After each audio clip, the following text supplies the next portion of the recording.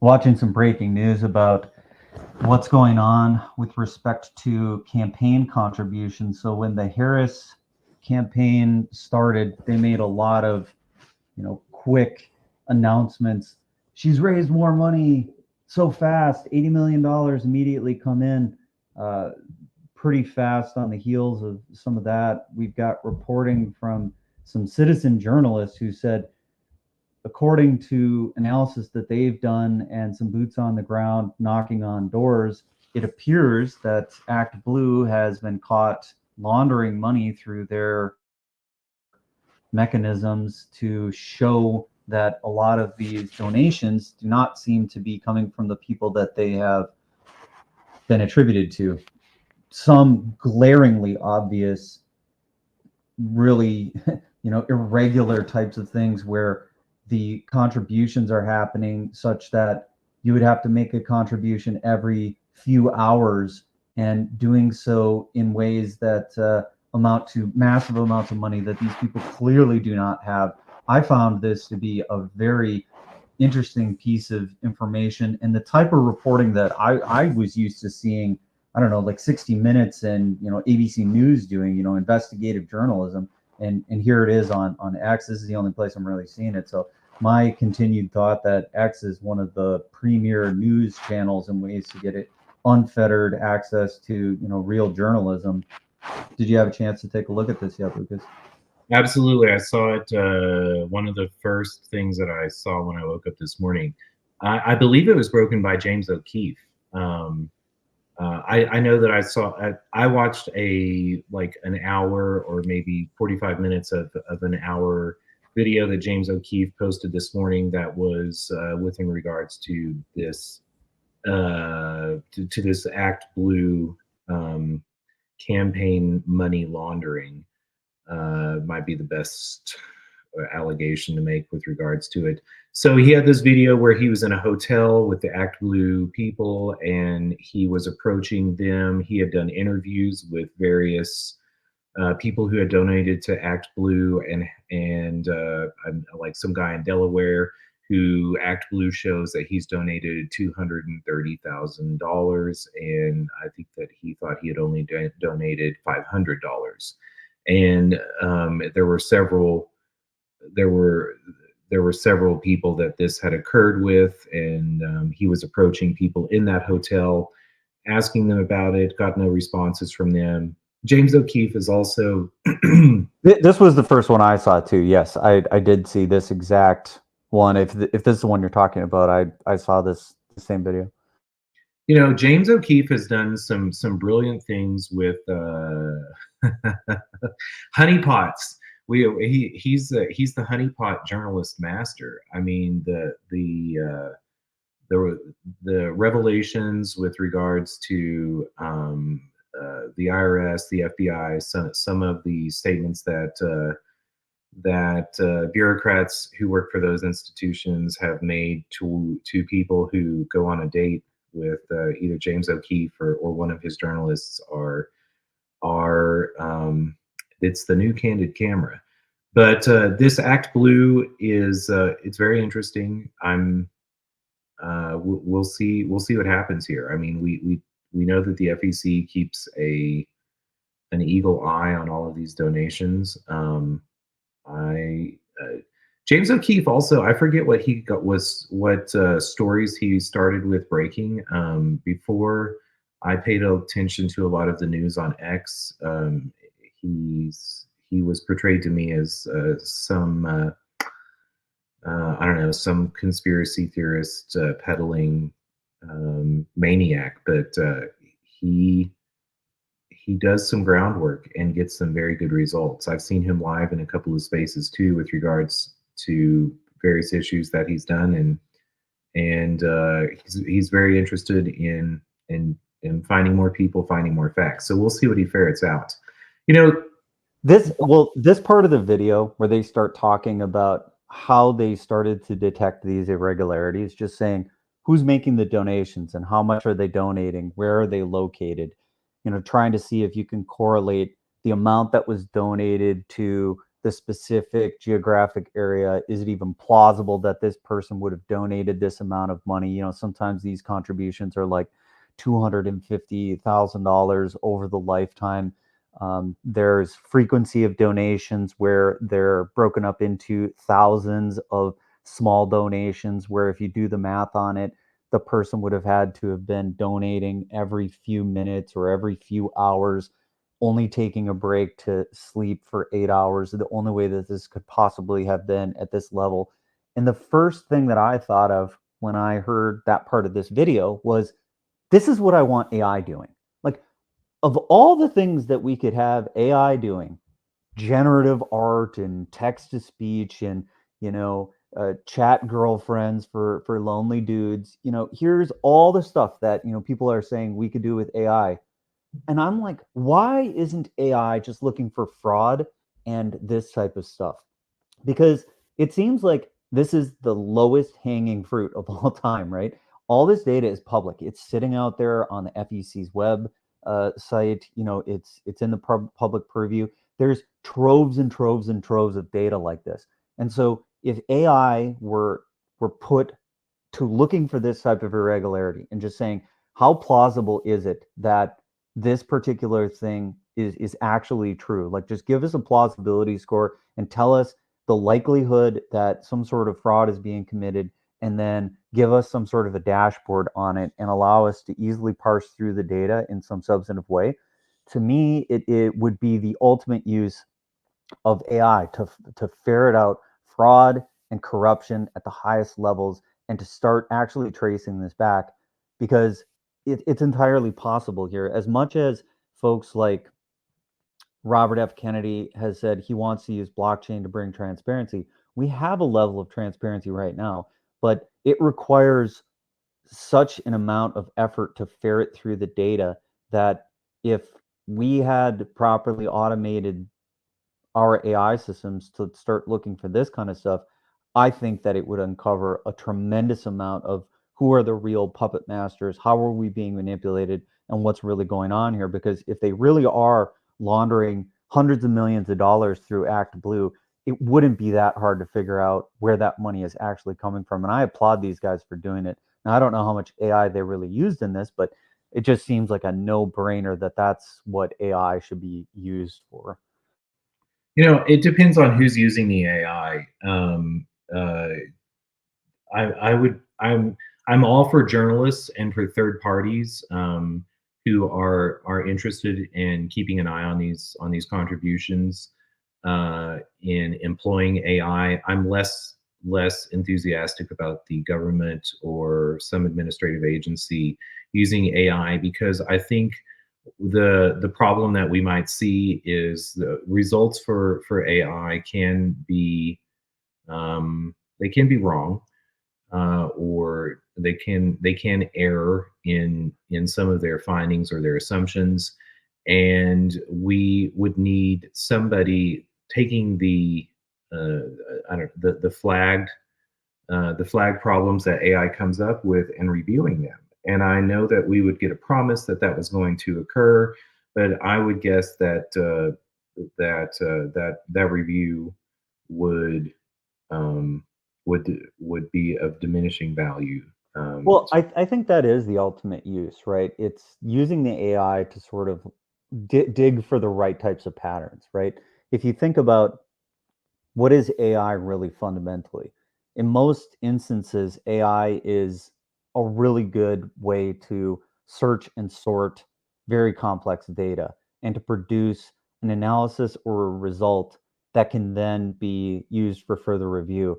That sort of a thing has been going on as long as I've been near to AI. When I first started working on my PhD, and I said AI is something that I'm very interested in, it was all about search. Like, really, it fundamentally came down to search and how to get outside of local minima, local maxima, and figuring out ways to build algorithms that allowed you to do that with massively parallel processing algorithms.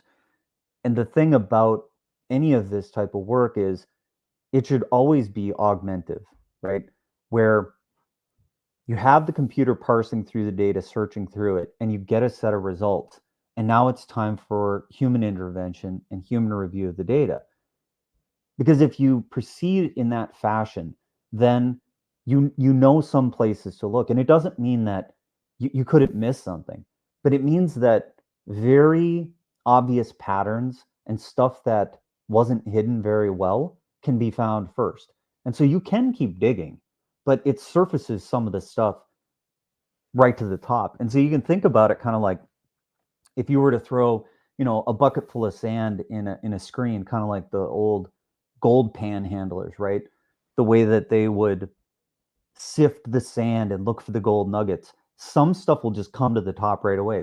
I think this is a great example of that, where some of these very obvious things, it's like you didn't even hide this very well. Like there's no way possible this guy from this address donated this many times with this amount of money. It's not even plausible. Like you failed on the basics of like trying to fool us. And the absolute failure of your ability to hide this becomes so evident. And the AI can find that. Like you can give the neural net enough training data to say, look for this type of abnormality, and it'll find you some gold nuggets right at the top. So you can just pluck those out, and then you can start digging deeper, and you can say, okay, well, what are the correlations? What is the human stuff that I can look at that will allow me to get down deeper on this, and then start to really tie things together, and then you can have action items. So I don't think it's where we directly allow the AI to take action. I think that is the worst thing possible. Like we never want to do that. We never want to delegate the decision making and the action to the computer. Well, agreed 100%. But this is also why we need to keep it out of government hands, because in democratic governments, leadership changes hands, and the wisdom that you just put forward gets tossed by the wayside in favor of some sort of political expediency in reaching some desired result. I think that we need to take a look at our expectations of journalism. Um, the United States long prosecuted Julian Assange, WikiLeaks. James O'Keefe has had a nightmare to deal with regards to his investigations, etc. There seems to be an expectation in the United States. I've mentioned Raytheon journalism before. This notion that that you have media that is fair and balanced, and I don't think there's any benefit for media that's fair and balanced. We should have unbalanced journalists who are investigating their anxieties and their concerns and bringing them forth to a public for consideration. And this notion that that somebody's going to bring you fair and balanced truth, they're only bringing you somebody's truth. So, uh, but otherwise, I do like the notion of using AI for that. When AI when ChatGPT first sort of made their breakthrough with regards to LLMs, AI, and it started getting on everybody's radar. Spent a lot of time in AI rooms on X, and somebody brought it to my attention that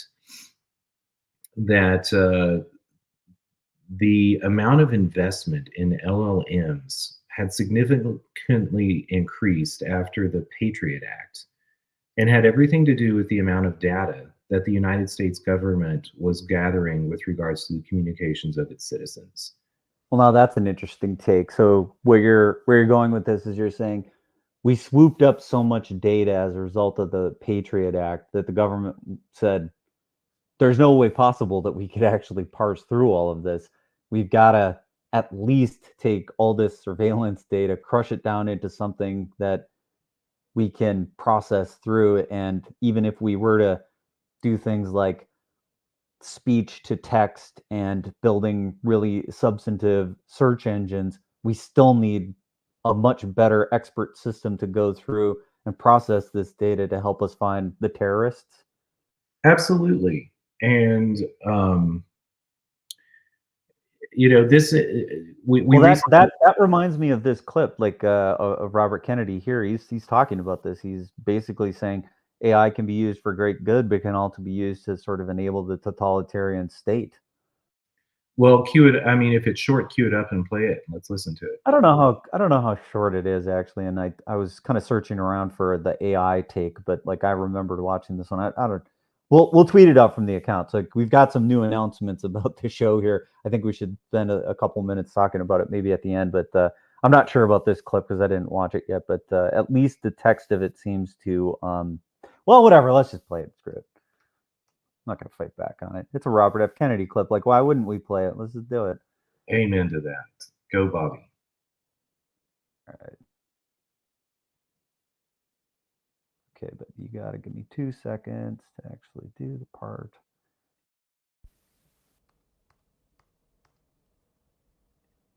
Companies are all meeting with the White House.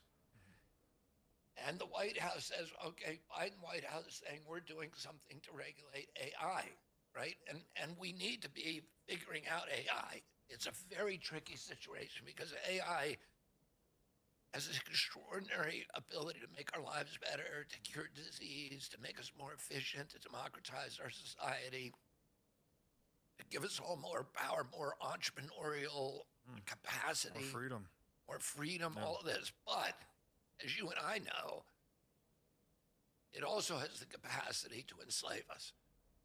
It has the capacity to alter our reality. It has the ability to manipulate the human brain to understand exactly, which neuronal pathways have to be tickled to get us to behave in a certain way, to get us to comply, to get us to obey, to get us to be filled with fear, discomfort, whatever. And it has that capacity, and it can be easily misused. So, our reaction to AI should be to obviously encourage the democratization aspects of it and the public health, et cetera, but also to control against its capacity to control and disable and to give rise to totalitarian systems. We also, in doing those kind of regulations, we have to make sure not to punish the industry in a way that drives it out of the United States, because we want the hub for AI to be here. We want the hub for blockchain to be here. We want the hub for Silicon Valley to be here. That is very important for our economy, for our freedom, et cetera. It's four-dimensional chess, because not only do we need to have some controls over what happens here, but we also need to make agreements with China and Iran and Russia about how to regulate AI so that we're all in agreement. So these countries that we're at war with over really petty issues, we now need to get at peace with so that we can save humanity.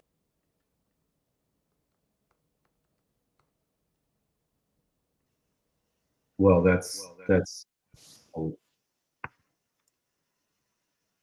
tall Go order ahead. there of humanity. Um, as I was listening to Bobby Kennedy, we recently, it seems in the wake of all the campaign, the assassination attempt, the Biden stepping down, we forgot about the fight over TikTok early in Congress earlier this year, and also the fight over the reauthorization of FISA. The United States government actively is engaged in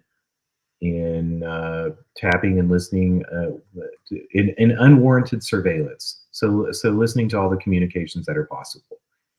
And we know that they need some sort of, they need either hundreds of thousands of people to be reviewing that, or they need some sort of technical solution. And the technical solution seems to me like it's probably going to look something a lot like AI and an LLM. That notwithstanding, there is also the fight over the CISA court revelations with the government, the White House, or the president's administration leaning on various companies with regards to what they wanted censored. And those things all together worry me. We do need AI in the hands of journalists, but AI in the hands of government is a scary, scary thing, because when we have the ability to use these machines and networks that we've created, and also remember that the internet is the DARPAnet and was created for run by by the military. It is a defense product, and there's no getting around that. And so they have an outsized influence. I don't mean that the idea was nefarious, but they do have an outsized influence in the decisions of the design and the way that the internet progresses forward. So we need to bear that in mind. Well, now you brought to my attention something that I hadn't heard of yet. Should we talk about lavender? You know, let's talk first about Fetterman, and let's talk about BB visiting the United States. All right. And maybe even to preface that, while you're pulling something up, BB came to address both houses of Congress. Benjamin Netanyahu, the leader of Israel, came to address the United States Senate and House of Representatives yesterday, and many did not attend. Many, including Joe Biden and Kamala Harris, also Thomas Massie, because they're always aligned. Joe Biden and Thomas Massie, arm in arm in every step of the way. Well, right. So to start out, John Fetterman notoriously underdresses for the Senate, right? This has been kind of a running joke. Like, he'll wear, a hoodie and then a tie, or just like ridiculous outfits, and refuses to, wear the appropriate attire for the office. And which I would call him signaling authenticity and saying, I'm not going to put on airs. I'm a dude who lived in his parents' house in Pennsylvania, and I'm going to be that same dude. I'm going to disagree with that one. Mark Twain said it best: the clothes make the man, naked people. Oh, well, Mark Twain was wrong on that part. Like, the clothes make the signal, and what Fetterman is signaling with his everyday dress is that he's an everyday man, and that he's not going to join the swamp. He's not going to become a swamp creature. But then turn to look at his attire for Netanyahu's address to Congress. That's not authentic. I guess what I'm saying is that's not authentic Fetterman on the right. And why is that not authentic Fetterman? Because Fetterman is pledged to be for America first, for the blue collar Americans, and yet spending trillions of dollars that we don't have to finance foreign wars. I don't know how that benefits the everyday blue collar American. But there he is. Even so, we also, it's been interesting. Yeah, and I guess we might as well just like throw it on the screen too. Like, here's another person, that I am loath to see posing with Netanyahu. Well, and I mean, there are also the protests going on in Washington. This is a hot topic issue, especially amongst the right now, and they love to throw stones. But they live in if they claim to be America first, then saying this support of Israel and financing a war, to me, seems to be putting Israel first.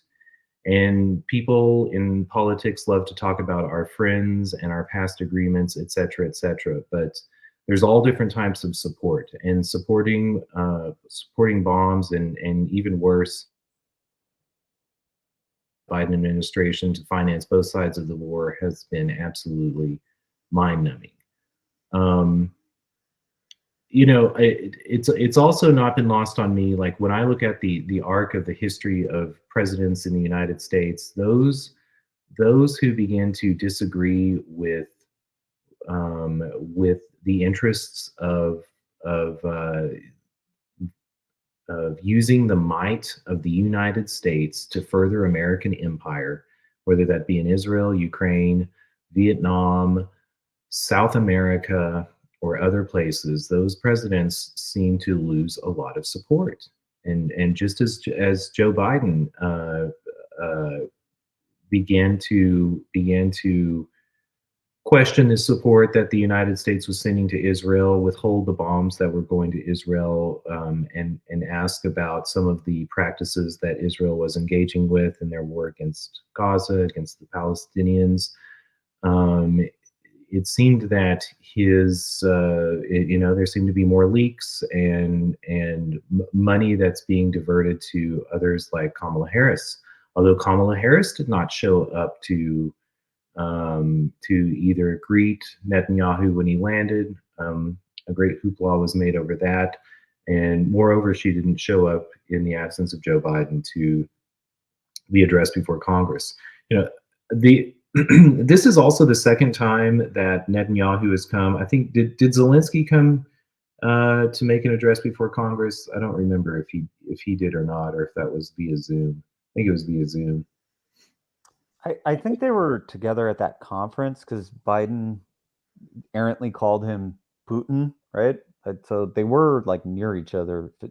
Yeah, but that I thought that was in the Ukraine or somewhere in Europe. But yeah, I don't think it was at Congress. I think it was in Italy at the G7 conference, but I have to check up on that. Either way, how many other countries come to the United States asking for money or asking for our support in engaging a war engaging in a war with their neighbor?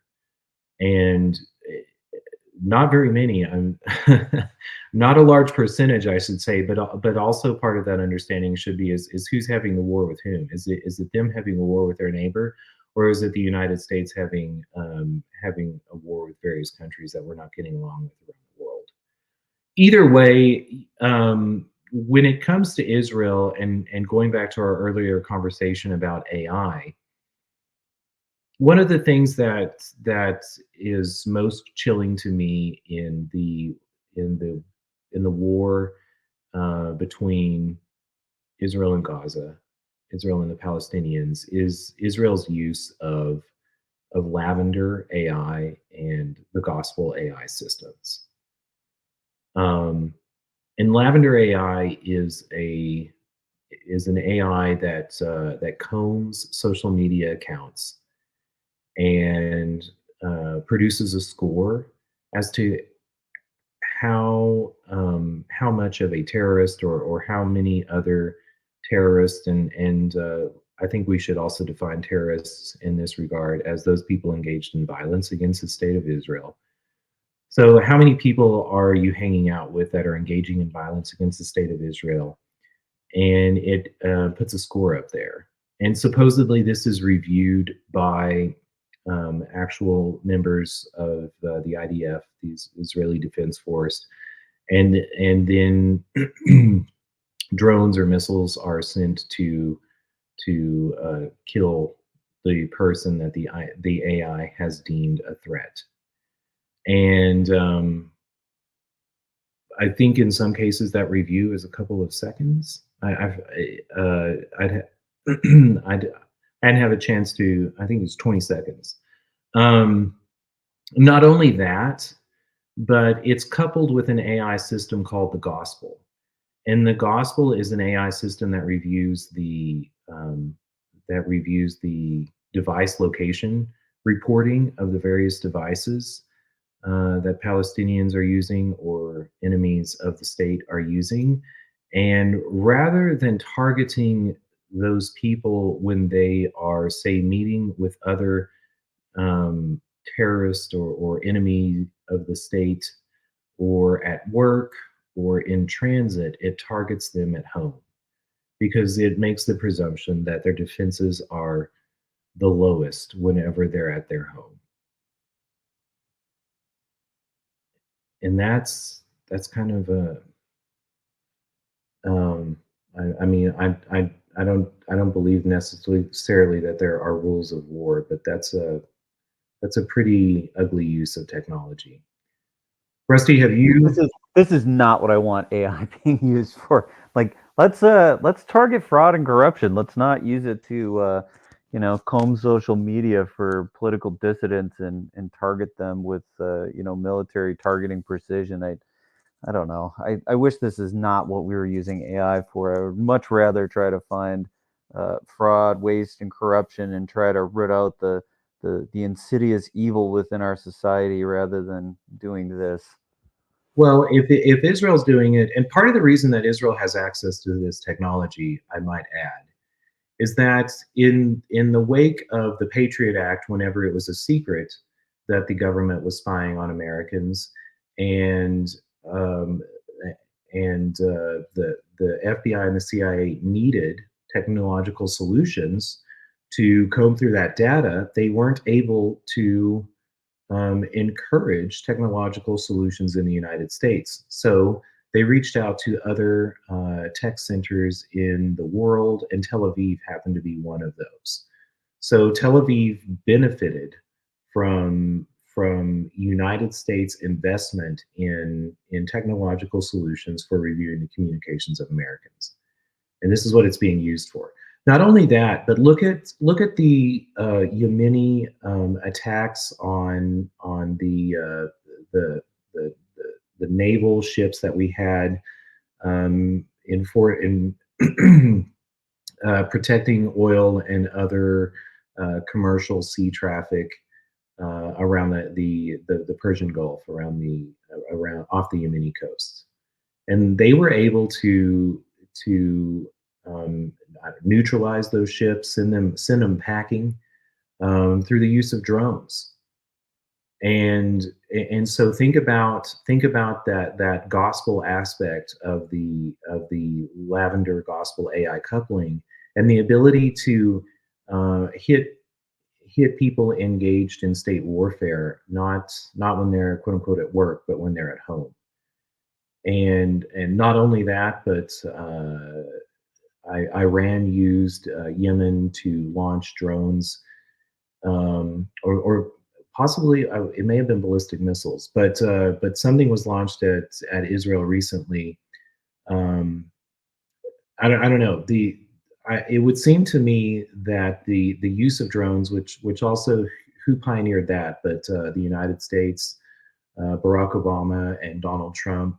I think Barack Obama, I forget the number of drone attacks that he used, especially in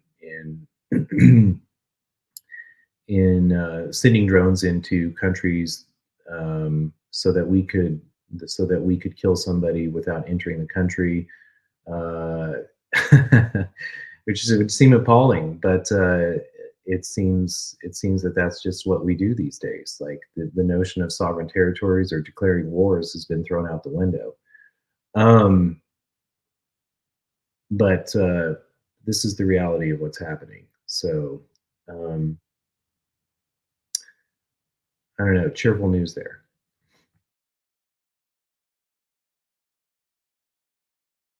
I was trying to pull up a post or a link or something about the Yemen attack. I wasn't. I'm not sure I immediately got the thing you were specifically mentioning. So I don't know if you wanted to pull Well, one up. I can find it. I forget the town near the border of Lebanon that the Yemenis hit. Actually, it was in Tel Aviv, and it was near the United States Embassy that went off, and Israel responded by sending F-15s to bomb the port of Hokkaido or Hokkami, something that starts with an H, a port city in Yemen. Um, I'll see if I can find some of those links.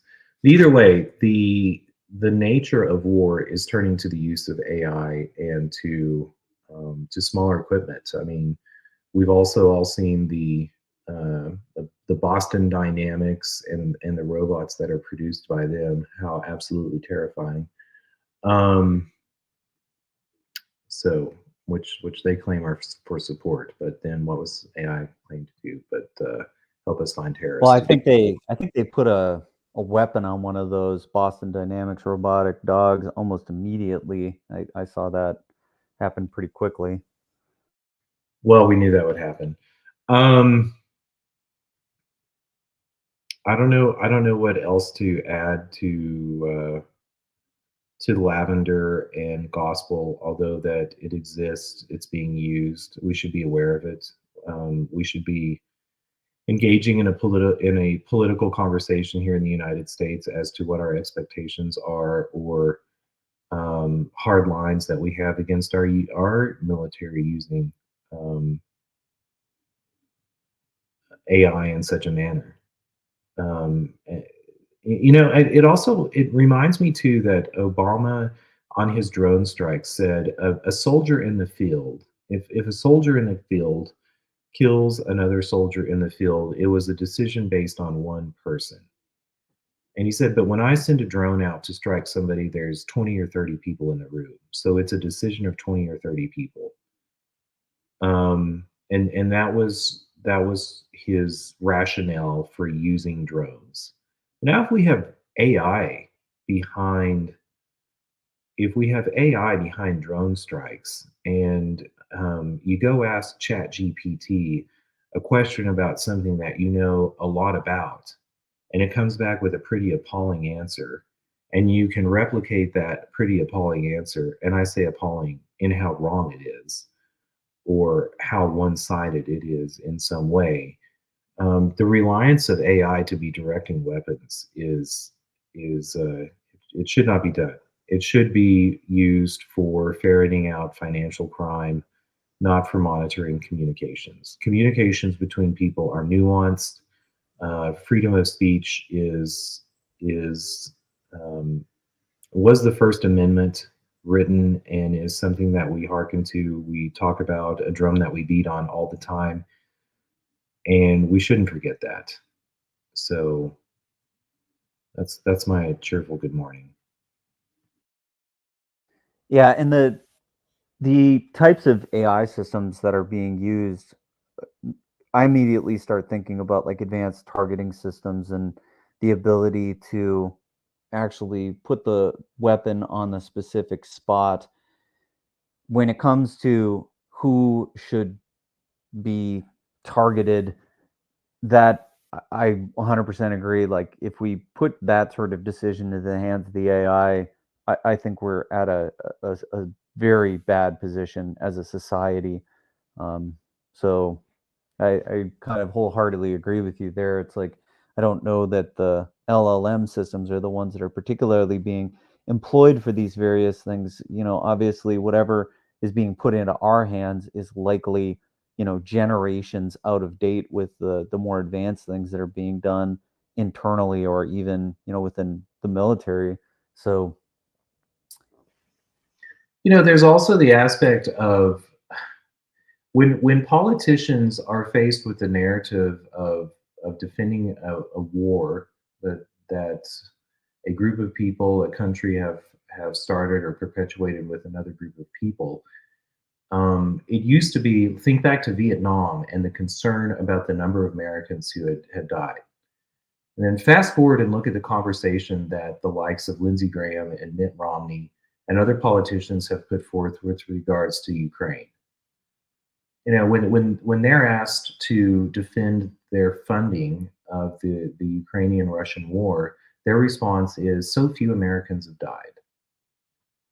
And that ignores that hundreds of thousands of Ukrainians have died.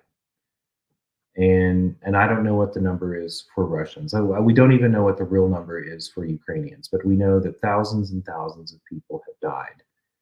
And merely because they are not citizens of the United States, politicians get a very easy pass on acknowledging the lives of those people who have died because of their decisions. And that's using another country's citizens as a stand-in. What happens whenever our rationale is the only thing that's going to be destroyed is a hunk of metal, a drone, and that otherwise we are protected? Because I think what we will see is that we anger and incentivize other countries to take their revenge out. And so this notion that drones are a more efficient and a cleaner war is scary to me, because the retribution that can occur is one of which there, like these rules of engagement and other military concepts are thrown out the window. Rusty, I'm skirting areas in which you have real life experience. Is there something I've said that you agree, disagree with, that sets you off? Well, it's a broad topic, and I'm not in full agreement with you and Grant, and on the way that the AI and the use of technology is being used today, and the way that will be used in the future. It is the way that it's going to be in the future.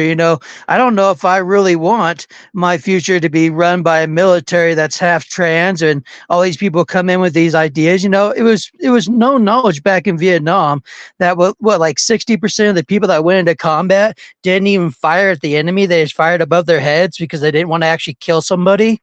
Like the actual decision to kill somebody and make that decision is a hard one to do. And I think that when you put in the thought of a person, it puts a lot of impositions on that person to make that decision. And when you can do it with an AI and a computer, it's going to be a lot easier and a lot more efficient. And that's the way that people are going to want to do it. It's going to be a lot easier for somebody to go behind a computer and control a drone to go kill somebody than going over there and walk and do it themselves.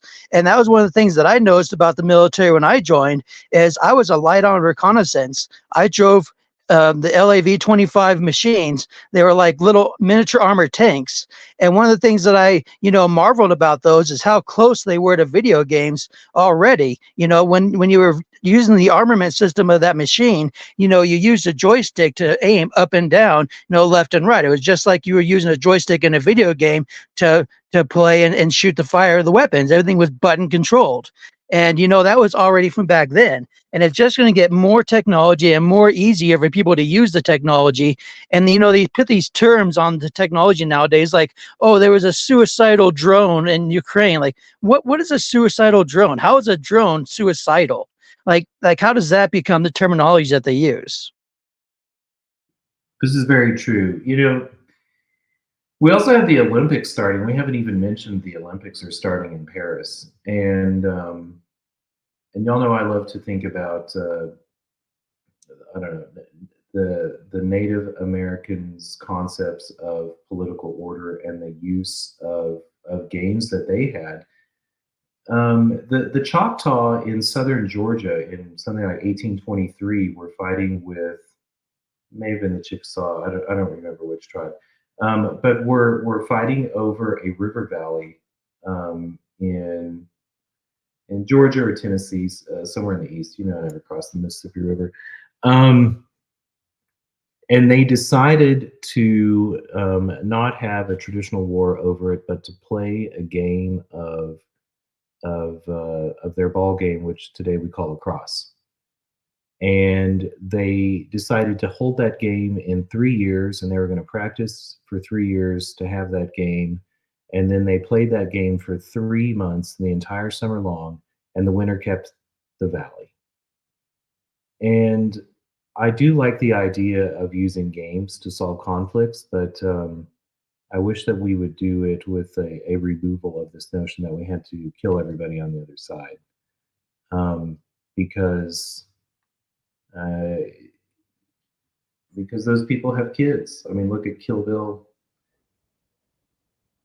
Anyway, go ahead, Greg. Well, this has been the topic of some amounts of science fiction writings, right? Like you would have machines fighting against machines in some sort of a war, but you got to ask what's the outcome. Like there's a littered field of debris and metal that's littered across the countryside. What has changed fundamentally? I don't know that that political calculus makes much sense. I mean, other than, okay, you have an industrial machine on one side, you have an industrial machine on another side.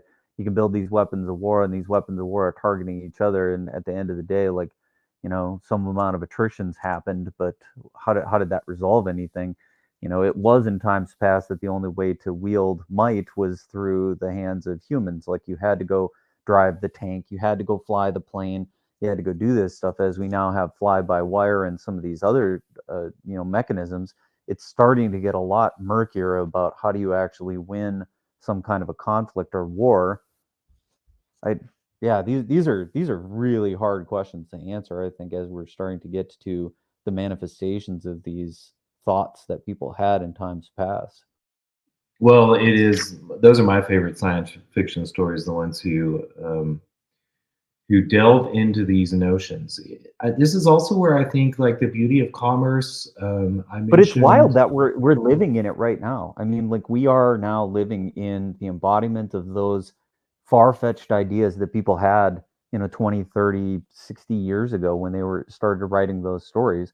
Now we're actually living inside the world that they foresaw, that they envisioned could come about, and now here we are dealing with the ramifications of this is fundamentally how it works. And I think there is still some amount of you have people who are bad actors and governments that are targeting those particular bad actors, and whether they're the top people that are able to command these military machines or what is it. But I don't, the very, very difficult concepts and topics we've sort of managed to stumble our way through this morning.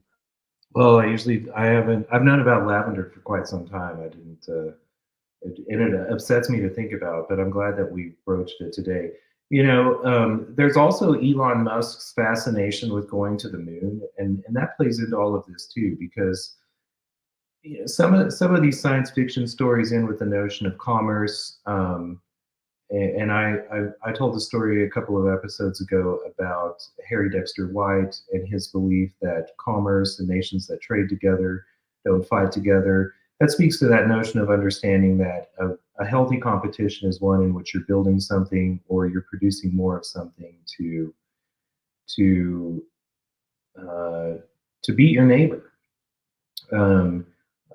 Maybe money is the enemy, and having something that you can hodl or that can be disassociated with the act of commerce is the problem here. But I definitely, when I see people talk about getting to Mars and that being a solution for humanity to continue on, it to me is the bleakest solution possible. And I am excited on a I don't know, physics and science and toys and space note as Well, to that possibility. I watched that. I watched that Elon Musk, or at least a video where he was talking about what's the rationale, right? Like, why do it? And he made some statements in there that I thought resonate with one of my favorite books and authors by Neil Stevenson, which is Seven Eves, which contemplates a very similar type of scenario. It says, if there were some catastrophic event that humanity could foresee and could potentially distribute themselves in some fashion or try to avoid the catastrophe, how might that actually come about, and what would it look like for the survivors, right? And so I think what Musk was saying was it's very likely that in some near-term future we could develop enough technology that we could catastrophically impact this planet in a very substantive way. What should humanity do at this point? It's not that Mars is our future, but like that if we want to avoid a mass extinction of our species, having everybody just live in one spot is probably not the best plan.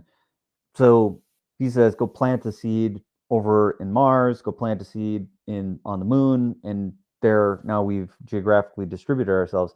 Now, whether we can actually fulfill that vision and have a self-sustaining whatever is required, I mean, he is still like full tilt going in that direction.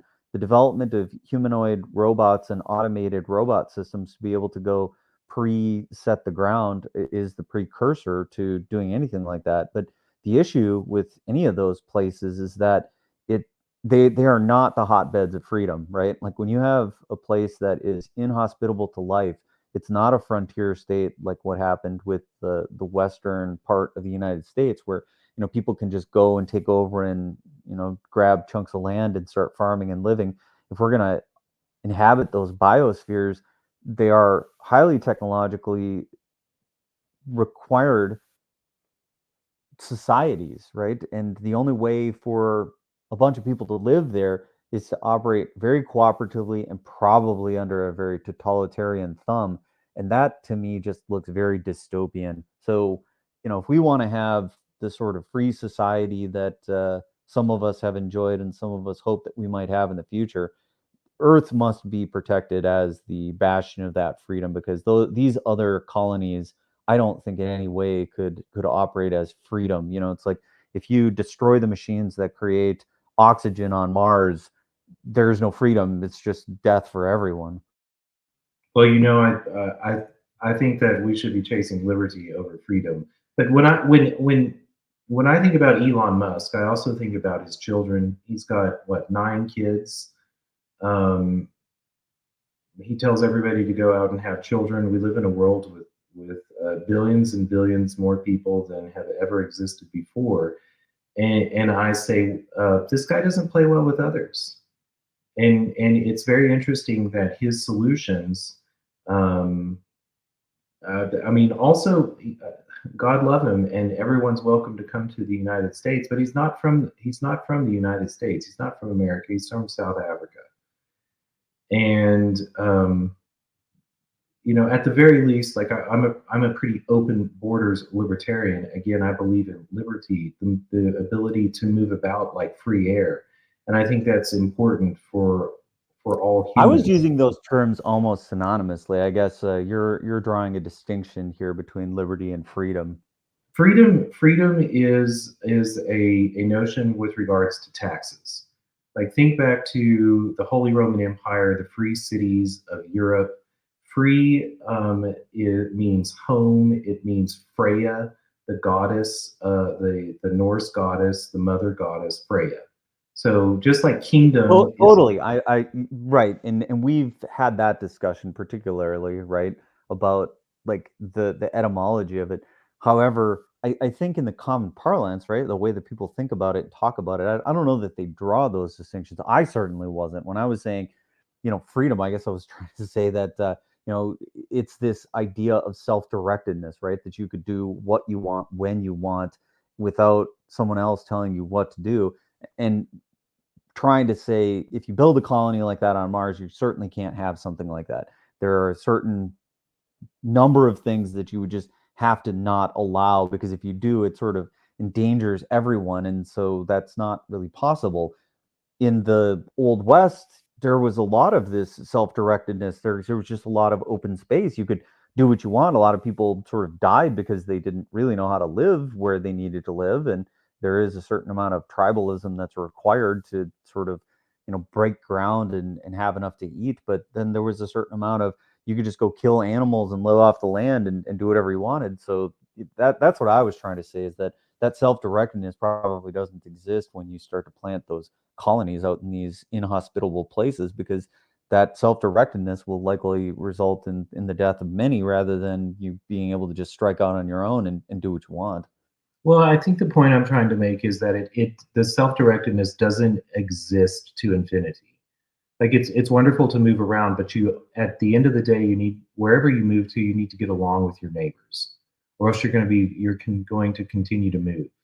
And I think the notion, like, certainly early Americans used the word liberty much more, and freedom came, after we begin to capitalize union and then talk about the one republic, et cetera, et cetera.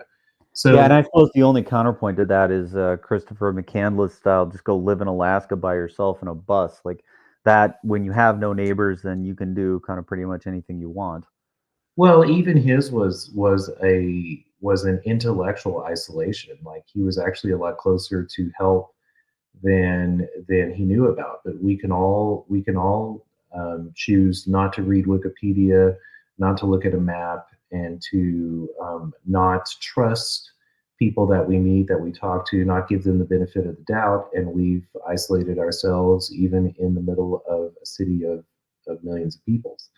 But I think that, again, going back to liberty and freedom, like the equation of them both, and that there's an endless amount of liberty out there, is mistaken. And that's part of what's wrong with the political narrative. And we see this also in the tension between, with regards to immigration. Like, how fair is it to allow an endless amount of immigrants to come in and make a claim on freedom, or like there's this question today: is, if you're not a citizen, do you get to vote? Well, in my mind, it should, the quid pro quo there should be, do you pay taxes? If you pay taxes, you get to vote. And well, that almost harkens back to the original concepts of the Constitution, where it was only landed individuals who actually were deemed to have a say at all, right? I mean, isn't that was the original foundation? Well, that was, I mean, the Republic was the Jeffersonian or the Virginian Republic was a republic for landowners, right?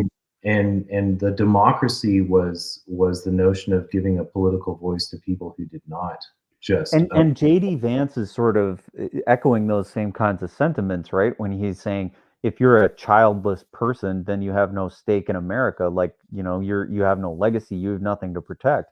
I don't necessarily agree with his statement, but he's harkening back to those ideas, right? And I totally disagree with him. And I mean, I'm from a family farm that's been in the family for 7 generations. But when I hear him talk about, like, his farm in Kentucky, which he's not even a representative for Kentucky, he lives in Ohio. So he's as libertine as anyone else out there, and he believes in liberty. So for him to invoke those Republican land notions of proof of stake is disgusting. And not only that, but the one rule in the Articles of Confederation that was explicit and spelled out in details. There's only a couple of articles. It's only a very long legal page long. The greatest rule of them was to prohibit this notion of primogeniture and leaving all the land to one heir and a family being stuck in one place the whole time. The notion of the United States was that people were going to have to move around, and that you couldn't secure posterity for just one of your chosen children. And J.D. Vance stumbles blindly into that irony from the Articles of Confederation. And going back to Elon Musk too, we talked a little bit on the backside about his the line that he had with regards to his son Javier. I don't know if he says Xavier. He probably says Xavier, but it's Javier. And the dead naming, and he said, my son is literally dead. Your son's not dead. Just because your son can't have children, or has made choices that you wouldn't have made, his son's not dead. And that is also because Rusty, you also mentioned, like, the trans narrative with the military, and I know this is a really convoluted one to be stumbling into on the end of the show, but well, let's save it for a different day. Like, I think that this idea of landedness, who has a stake in America in the future, is maybe a good place to end. But I did allude to this at the beginning of the show. Oh, I wanted to tie it together too, to in blockchain too, we have this notion of immutability. We sometimes have a notion of cash, or a notion of keeping an account of everything. And weirdly enough, it is that, and it's also like a very striking line from Kamala Harris, like, what will be unburdened by what has been. How true can it be that we can be unburdened by what has been? That's that's a tricky notion. But I also think that it's important for us to figure out a point in which we can change the narrative of our lives to go and start over. Like that was also fundamental to the concept of America. The concept of having a healthy identity was